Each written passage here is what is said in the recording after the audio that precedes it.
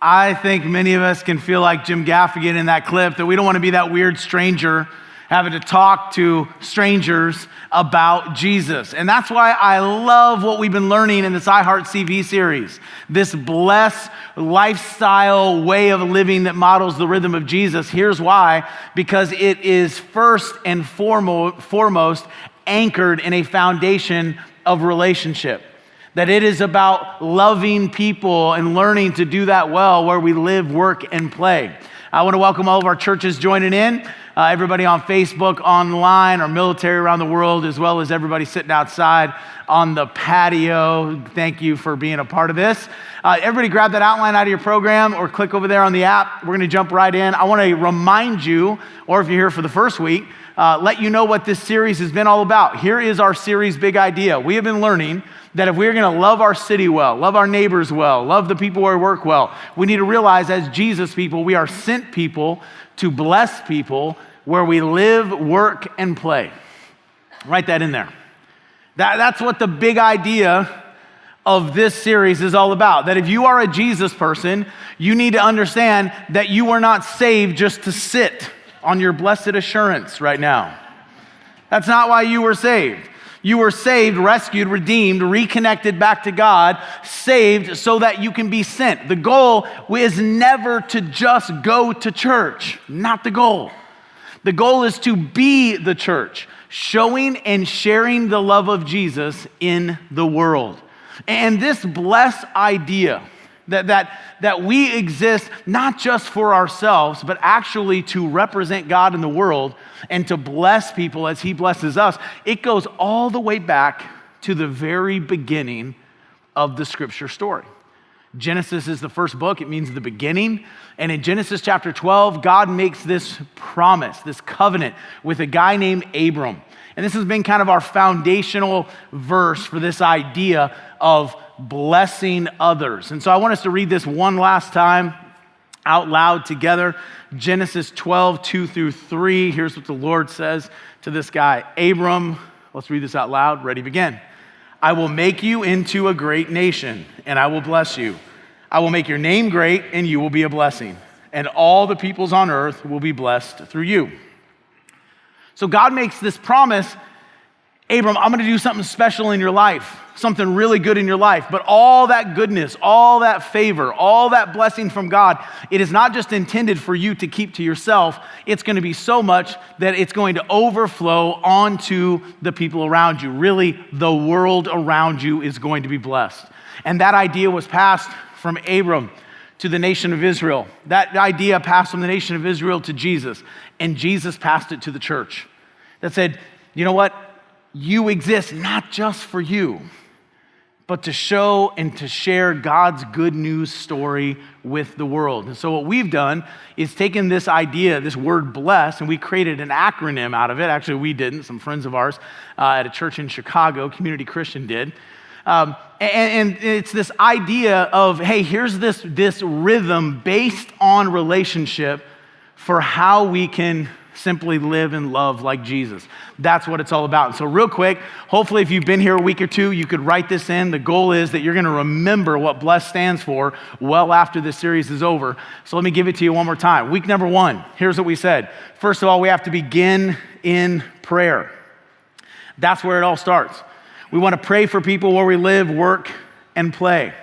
I know all my neighbors' names, and I pray for them regularly. When I walk up and down my street, I pray for my neighbors as I pass their houses. We know them. If you were here a week ago, you know, Pastor Luke talked about how he has a map of his neighborhood on his refrigerator. That's stalker status. You can decide whether you do that or not. With the names of his neighbors, so they can remember them and pray for them. But we said we want to be people that pray for people where we live, work, and play. So I pray for people in my neighborhood. I pray for the people I work with. In fact, here is a board that is in my office. I call it my prayer board. Everybody that works at our church, I have their name, the name of their spouse, and the names of their kids, and I walk over to that corner of my office about once a week, and I pray for the people I work with. Now, I work in a church, so that's not weird. That might be really weird where you work. So maybe it just needs to be on a secret piece of paper. hidden in, a file somewhere. I don't know how you want to do that. But I pray for the people that I work with regularly. And I pray for the people where I play. Right now, this stage of life, I have 3 elementary age kids. They're all kind of in sports and school and all that. And I coach most of their teams. And so I pray, pretty much besides work, it's, I'm at the basketball court. And I coach my son's 12U team. And I pray for the other families whose kids are on my team. Mainly that those parents won't think I'm crazy for the way I yell at their children. But that's, I pray for other things as well. So, but the goal is, here's what we said. We want to pray for people in these different circles of our life. We want to pray God's best for them. Wouldn't you want someone to pray that for you? And so if you remember, we've been handing these out. If you're just here this week, they're available out on the patio on some tables. And these are little bookmarks that have ways for us to pray for the people that are in our life. And so keep that up. Keep praying for people. And then in week number 2, the L and the E. The L stands for what? Who remembers? Listen. All right, write it in there. We want to be people that listen to other stories and needs before we try to share our story and meet their needs, and we don't even know what it is. And a great way to listen, and this is why we combine them, write this down, is to simply eat with people. Sharing a meal is sharing life. Jesus was amazing at this. Jesus was great at sharing a table. And in Jesus' culture, the significance of sharing a table, sharing a meal with somebody, it meant that they were fully accepted and fully welcomed by that person in relationship. And Jesus ate with anyone and everyone. And so we want to be people that begin in prayer. We want to be people that learn to listen well to others' needs, their hopes, their dreams, their stories, their challenges. And an easy way to do that is simply to eat with them. And then the next S in bless, here's what we said last week, we talked about it, is that we serve. That we serve. We are most like Jesus when we serve. When we share ourselves, our time, our skills, our abilities, our resources, our money to serve others. Here's what we said last week. Not only does it bless us, not only does it bless them, it blesses us by transforming us, by helping us grow into the person that God created us to be. And then here's the last S in bless. Write this down. It stands for sangria. Some of you are like, yeah.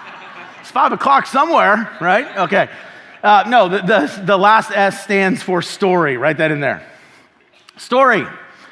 Here's what I believe. If we really begin in prayer and we pray for people where we live, work, and play, and we listen to them, we share life with them, we serve them, not trying to get something out of them, not in hopes of, tricking them into something, but simply out of love because we're trying to live in love like Jesus did. No strings attached, serving people. That there will be these natural opportunities to share the Jesus story and our Jesus story.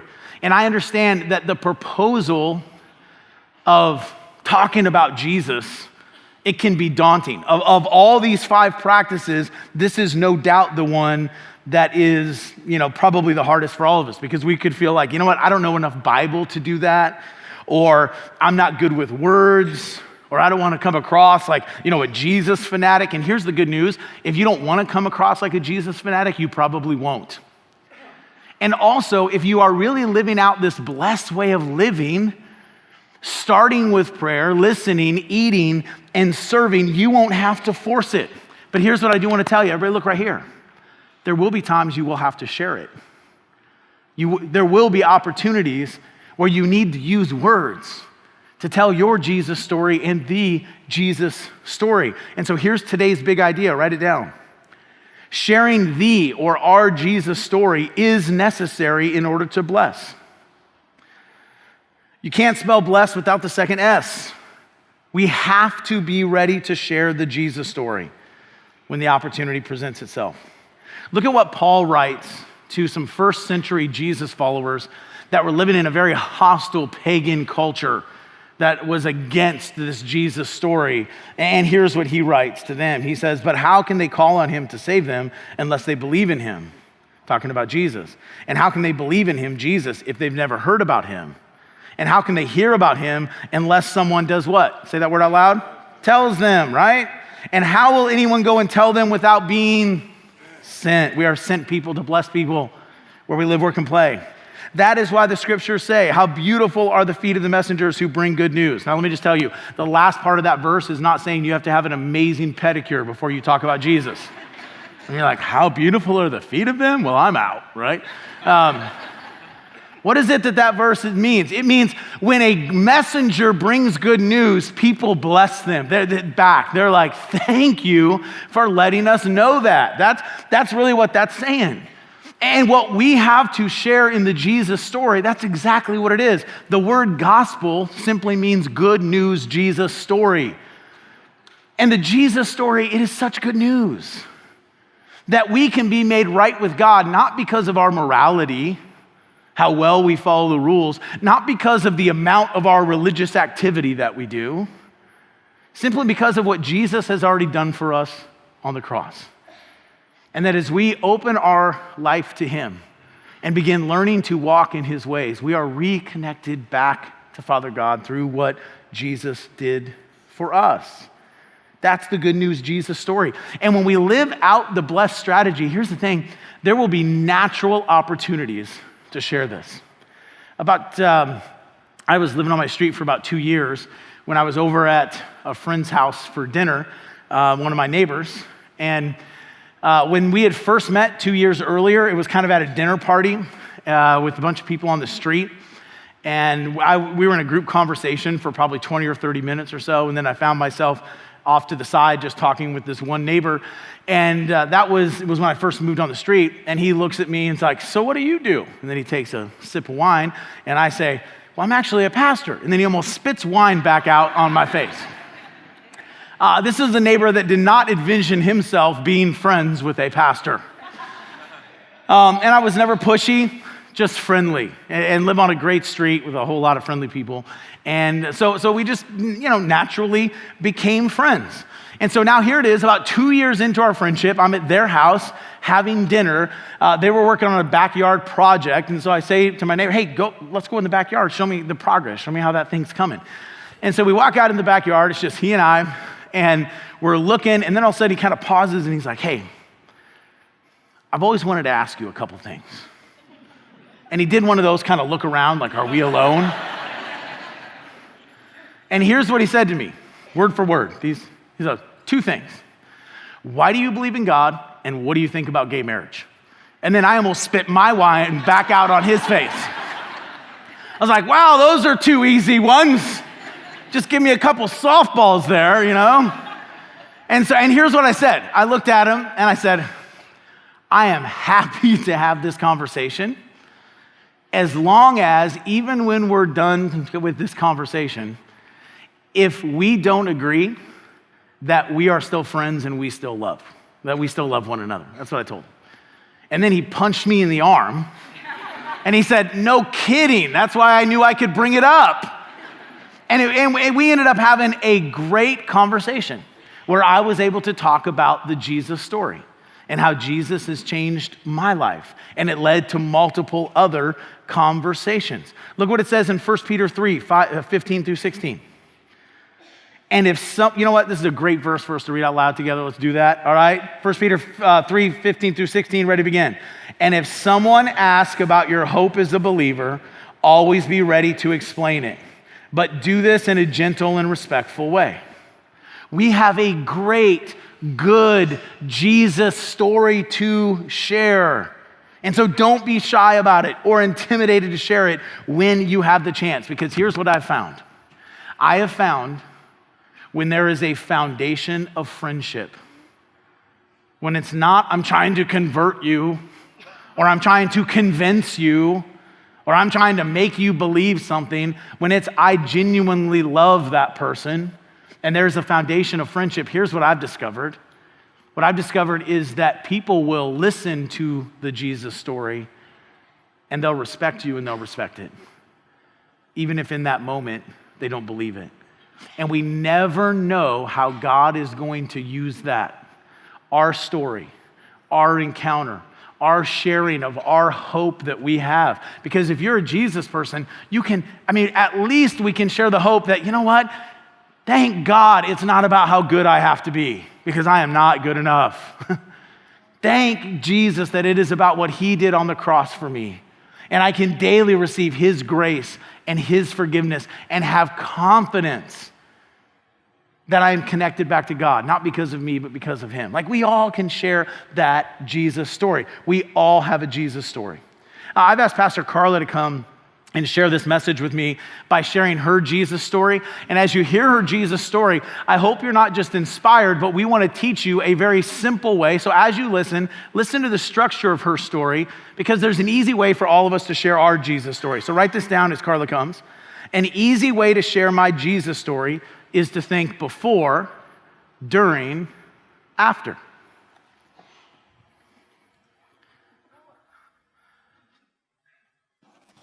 Before I jump into my story, I'm going to start things off by saying this. I am well aware of the fact that my story is not done. I have more questions than I have answers in my life. I'm in the trenches of the undone, beautiful, messy part of my story. In no way do I have my life figured out. But when we share our story, the invitation is not to present this idea that we have it all figured out. It's this idea that we are meant to share the small glimpses of heaven that we have seen, the ways that we've encountered God's love in our own life. The invitation is for us to share that with others in hopes that they can encounter God's goodness in their own life too. So I'm going to be jumping into a quick, oversimplistic view of my life before Jesus. This is a slice of the story.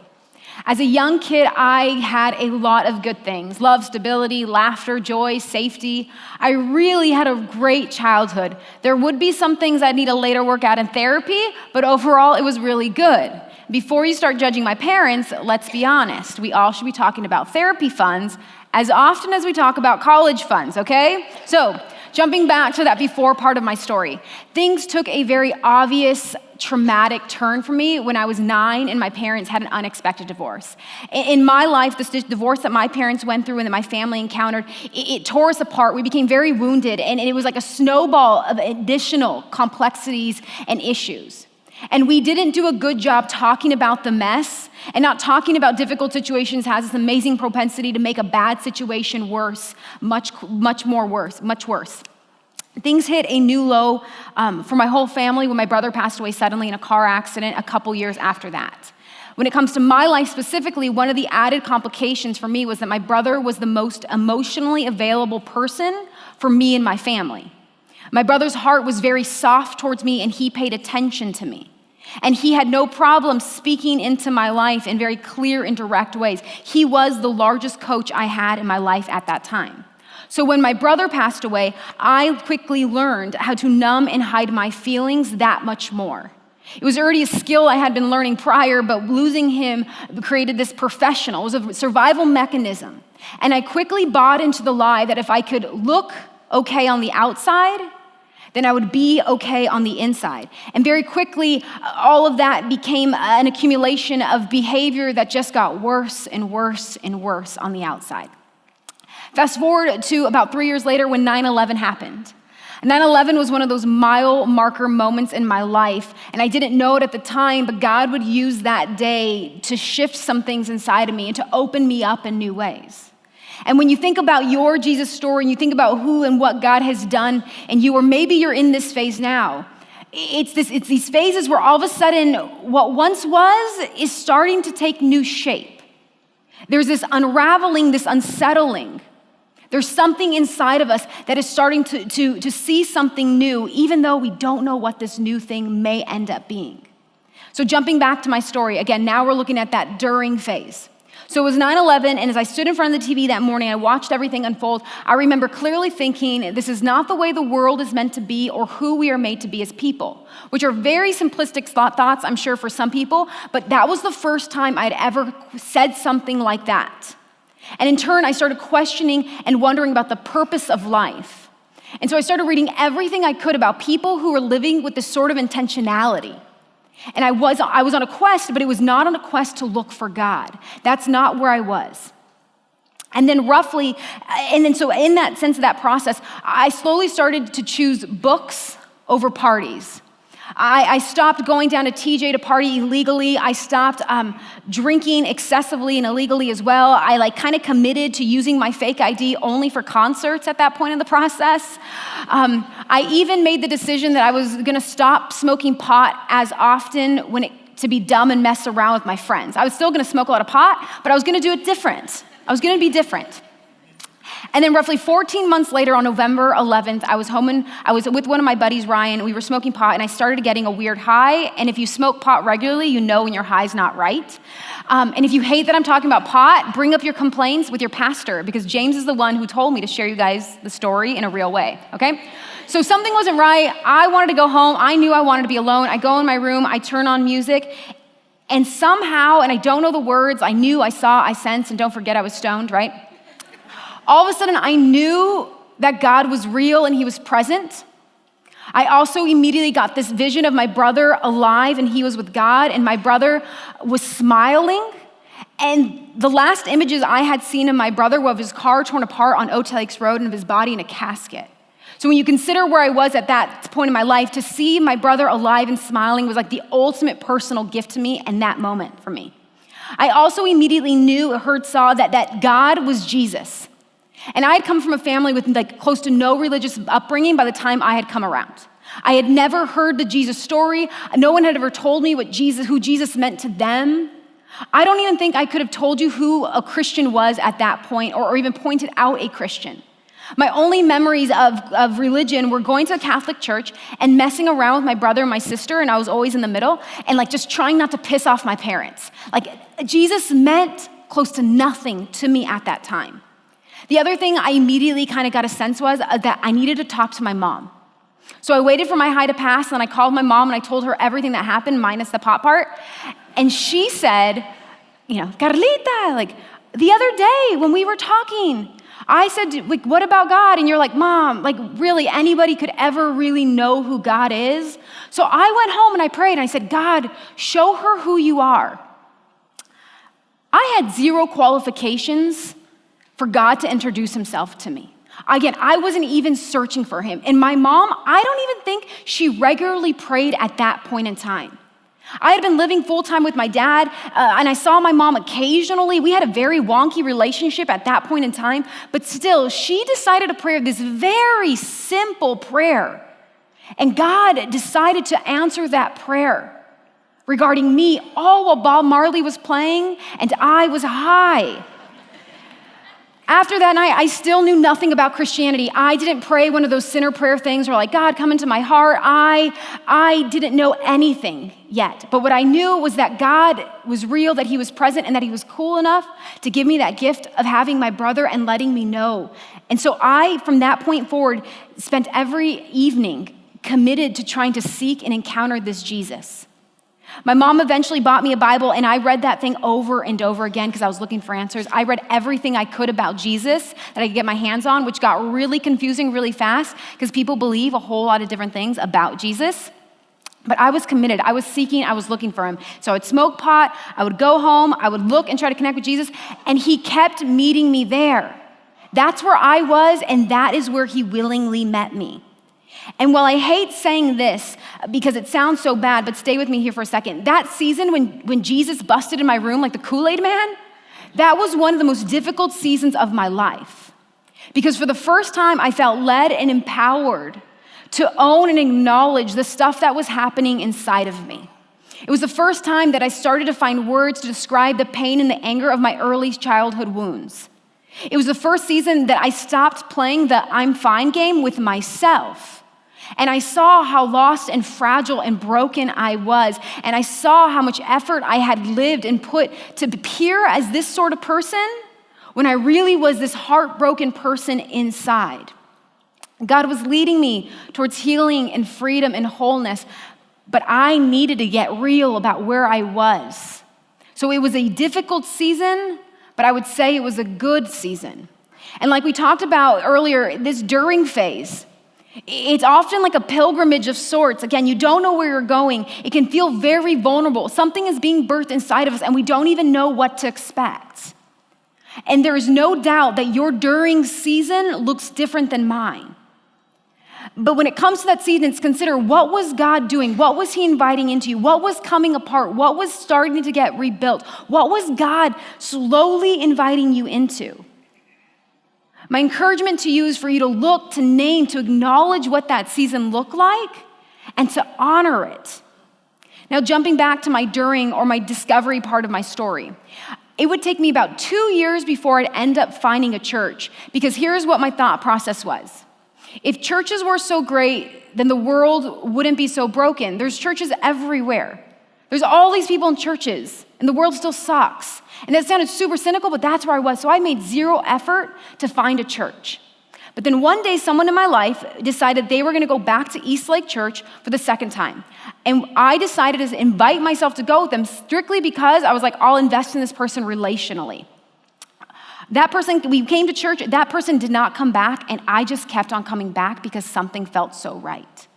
What I would do is I would oftentimes wear a ball cap. I would wait for the music to start, and then I would walk in, sit in the back, and then right when it was ending, which some of you guys do, I see this, I would sneak up and leave. I wasn't here to make friends. I wasn't here to belong. I wasn't here to be known. I wanted to come to observe, to learn, to soak in what it was I was experiencing, so I did that week after week after week. Eventually, for some reason, I ended up in the foyer with this woman, Nicole Waters.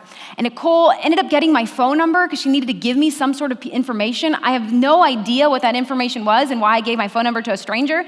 But Nicole calls me that week, and she gives me the information, and we hung up. And then Nicole immediately calls me back and says, I feel like I'm supposed to invite you to serve with me in junior high. That invitation to serve with Nicole became the catalyst in my life for community. And my integration into church really is the clearest possible transition I can think of when it comes to my after part of my story. So now we're in the after section. It's here in community where I went kind of from getting my bearings with Jesus to walking my faith out amongst other believers. I had been on this pilgrimage, and I found this place where I could land. I found a community of people who wanted to invest in me, who ate with me, who shared their stories with me, who invited me into their homes, people who let me come with my questions, people who laughed a lot. These people seemed to understand that I sincerely loved Jesus, and I had a lot of issues to work out, plus I cussed a little bit lot, okay? It's all subjective. They modeled Jesus to me in real life. And what I'm not trying to say here is that community came and everything was awesome. I despise when people make community sound all Pollyanna. Community and relationships are weird, right? It's two imperfect people. We're all different even on our best day. And it's ebbing, it's flowing. Community can bring a lot of heartache and difficulty. But I started in the beginning, the after phase doesn't mean we found happily ever after. In my own life, the after phase has been a lot about me experiencing and encountering all the good things God is, his love, his peace, his stability. Despite my failures, my circumstances, and what is happening around me, it's been God showing up in the middle of my real life and giving me all the good stuff that he desires to give me. It's also been a journey of me becoming my truest, fullest, freest, most whole self. And again, not because he's into behavior modification and circumstances changing, and again, sometimes those things happen, but more often than not, what I see God doing for me is that he woos me and he gently, kindly leads me towards dealing with the stuff that's inside of me so that I can become my freest, most whole, truest self. I recently heard someone say this: Jesus doesn't simply want us to clean up the cobwebs from our lives. He's interested in helping us clean the spiders that make those webs. Learning to become my truest and my freest self has been a lot of using normal everyday life as a mirror to see the spiders that are inside of me that need to be dealt with. That means it's been this posture of me asking God, what can I learn here? How can I grow here? What is my next right step again and again and again? My after has been a lot of me encountering the good that God has for me and me allowing that goodness and that love to lead me in the depths of my heart. Our stories are not gonna find this place where they have this perfect little bow and everything works out on this side of heaven. Perfection is a myth here. But don't underestimate for a second The power in what happens when we are able to encounter and experience God in the midst of that messy, real life, the heartache. There is a world of people who are desperate to find God in their real stories.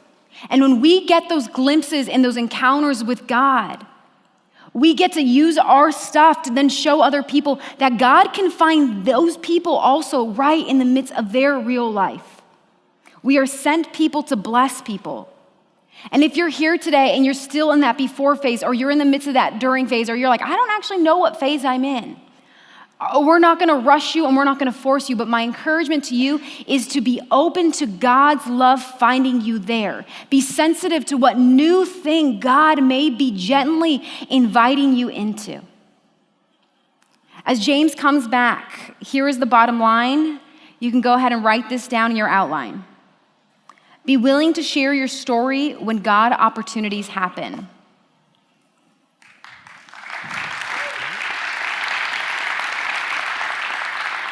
We all have a Jesus story, and yours might not involve Bob Marley, marijuana, and Jesus, but we all have a Jesus story. And I don't know where you are in that Jesus story. Maybe you're in the before phase and you got invited by a friend. You're like, dude, I don't believe any of this. This is a safe place for you to maybe step into your during. Like you're seeking, you're discovering. Or maybe you're like me and Carla. You're in the after. You would say, yeah, I'm following Jesus. I've been following Jesus. And then stay open to him, because we are always in this letting Jesus change our lives. Because Jesus changes lives and he changes eternities. Because without Jesus, our friends, where we live, work, and play, our family members that don't know Jesus, they are disconnected from God. And part of our responsibility as a Jesus person is to love them well and serve them well, and hopefully have an opportunity to share the Jesus story with them, to help them find their way back to God. Look at the last verse in your outline, Colossians 4. It says, devote yourselves to prayer with an alert mind and a thankful heart. Pray for us too, that God will give us many opportunities to speak about his mysterious plan concerning Christ. That is why I am here in chains. Pause right there. A guy named Paul is writing this while in prison. Why is he in prison? For telling the Jesus story. And what does he pray? God, give me more opportunities to tell the Jesus story and help me tell it even more clearly. Pray that I will proclaim this message as clearly as I should. And then he gives this encouragement, and this is great encouragement for us today too. Live wisely among those who are not believers and make the most of every opportunity. Let your conversations be gracious and attractive so that you will have the right response for everyone. Before we finish today, here's what I want you to do. I want you to reflect. Take a moment. I want you to reflect on this question. How has Jesus changed me? How has Jesus changed me? Because if you're here today and you would call yourself a Jesus follower and you would go, I don't really know how Jesus has changed me, then I'm not sure that it's Jesus you're following. If you're here and you're a follower of Christ and you would go, man, I don't know how following Christ has changed me, then I don't know who you're following, but it's probably not Jesus. Because when we follow Jesus, and we're going to do it imperfectly, but there is this ongoing transformation process of him helping us become the people that he has created us to be. And so before you're ready to bless others by sharing the Jesus story, I want you to do some soul searching on whether or not you've really been following Jesus closely and letting him change you, letting him bless you. Why? Ultimately, so you can bless others. Now, I want you to stay seated, and I want you to reflect on that question, and I want you to think about your own journey with Jesus today. And we're going to share a song with you titled Salt and Light. And I want you to think about where you are in that before, during, and after. And this song speaks to how Jesus said his people should be living in the world. And it comes right out of Matthew 5:13 through 16. I want to read this to you. I want you to stay seated, and as soon as we're done reading this passage, I want you to experience this song. And during that song, I want you to reflect on your own Jesus story. And are you letting Jesus change you? And are you living to bless people where you live, work, and play? Here's the words of Jesus. Let me tell you why you are here.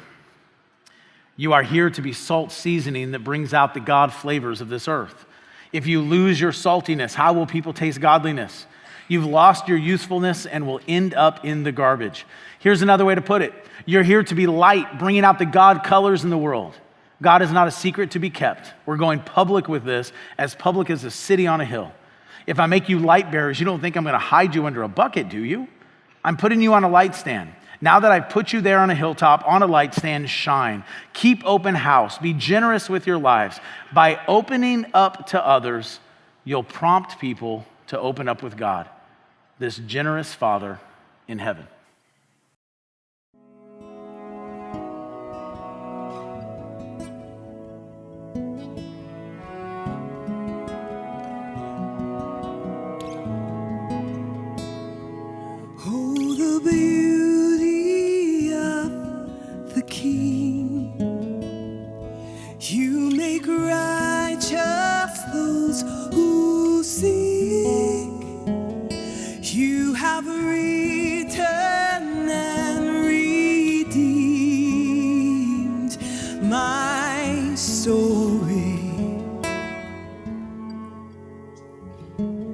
Let my eyes see your kingdom shine all around.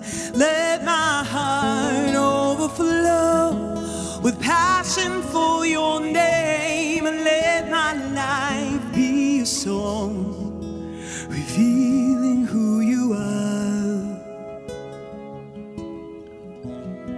For you are salt and light.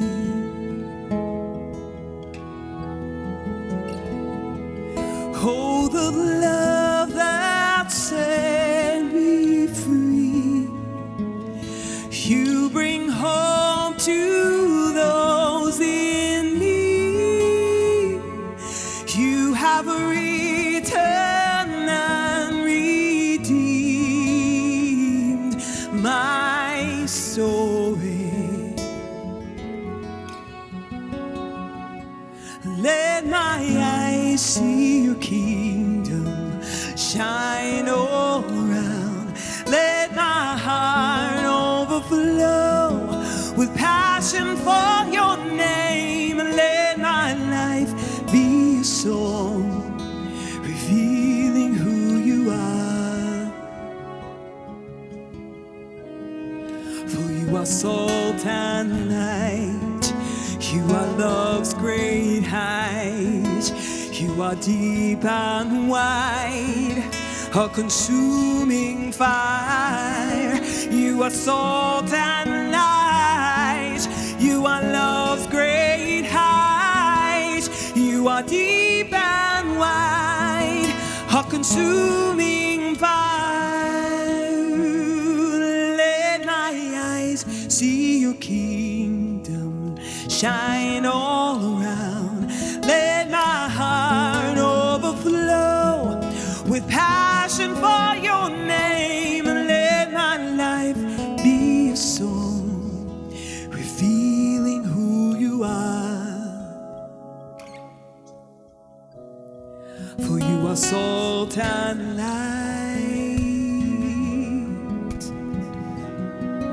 You are salt and light. You are salt and light.